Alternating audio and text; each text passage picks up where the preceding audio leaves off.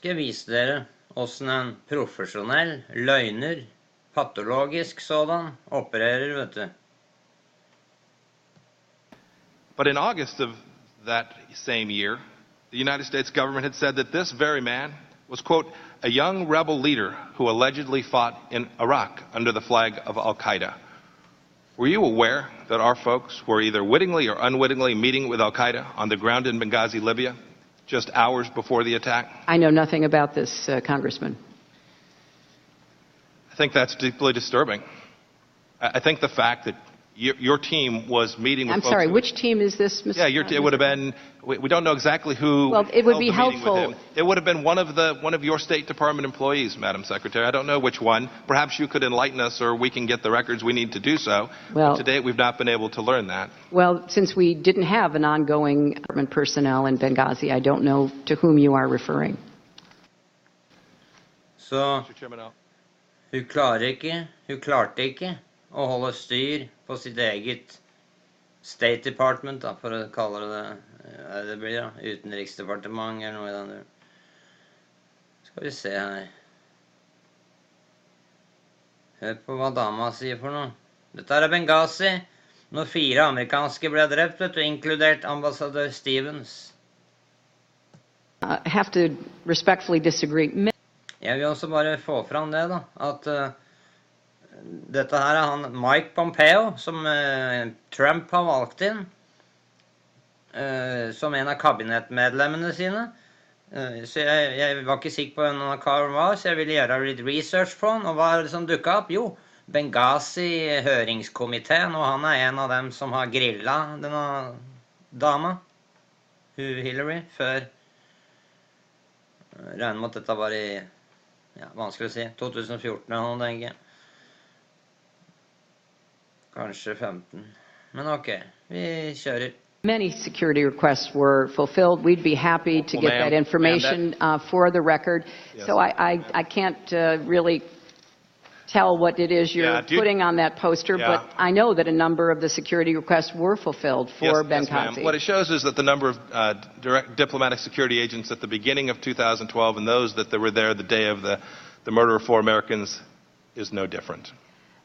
Congressman, the decision, as I recall, was that the Post, namely Embassy Tripoli, on behalf of Benghazi, requested 5 diplomatic security personnel, and they did have that on the day that Chris Stevens was in Benghazi.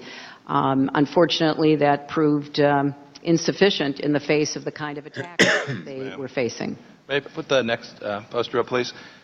Madam Secretary, you're not likely to know who these 2 folks are, do you? I do not.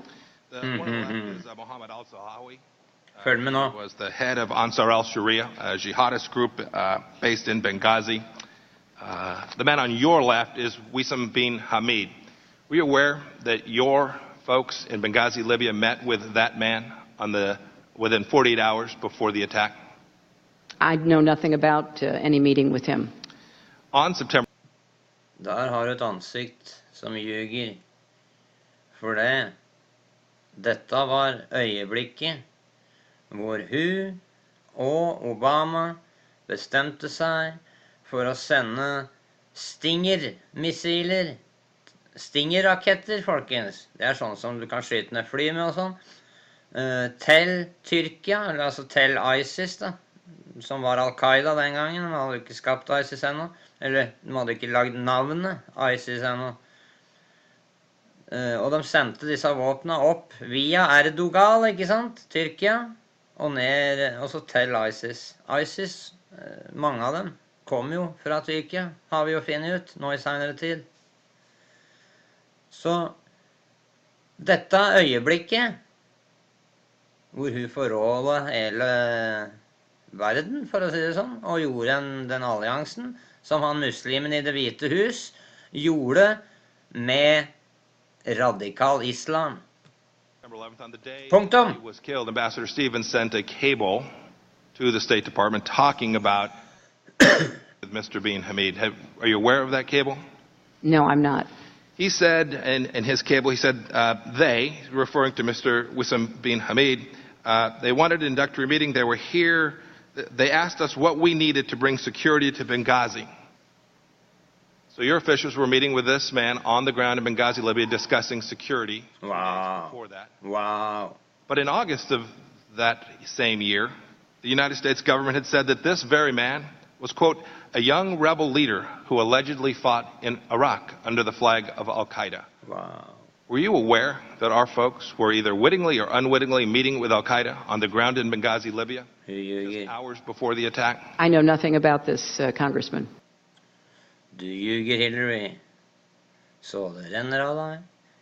Og det ganske lett å se det på deg. Ok, folkens. Det virker som han, Mike Pompeo, en skikkelig ålreit type. Fordi han har i hvert fall gått etter denne rotta, denne heksa, Hillary, ganske hardt. Så han minner meg litt om en sånn litt tøffere Trey Gowdy-type. Ok, jeg ville bare vise dere hvordan typer Trump går etter når han velger inn kabinettet sitt. Og det ser ut som han har gjort nok et valg av en mann som har kvaliteter som søker sannheten, ikke sant? Ikke sånn ryggstikking og dobbeltdeals og ja, alt mulig er sånt noe. Bakromsavtaler og allianser med terrorister. Så det ser lovende ut, hvis ikke de lager et eller annet helvete før den muslimen forlater Det hvite hus. For dere må skjønne det, skjønner folkens, dere som ikke har skjønt det ennå, at det som foregår der nede, og den politikken den fører overfor Midtøsten, den får ringvirkninger, og den påvirker oss også. Dere vet vel det nå, etter den flyktningestrømmen?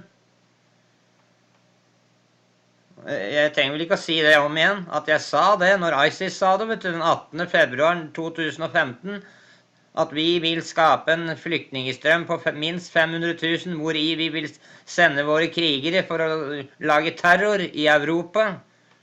Og det har skjedd, det, folkens. Jeg rapporterte det den samme dagen som ISIS gjorde det. Så vær så snill, da. Følg med litt. Kanskje vi kan få gjort noe bra her i verden, vet du. Ok, ha en god kveld.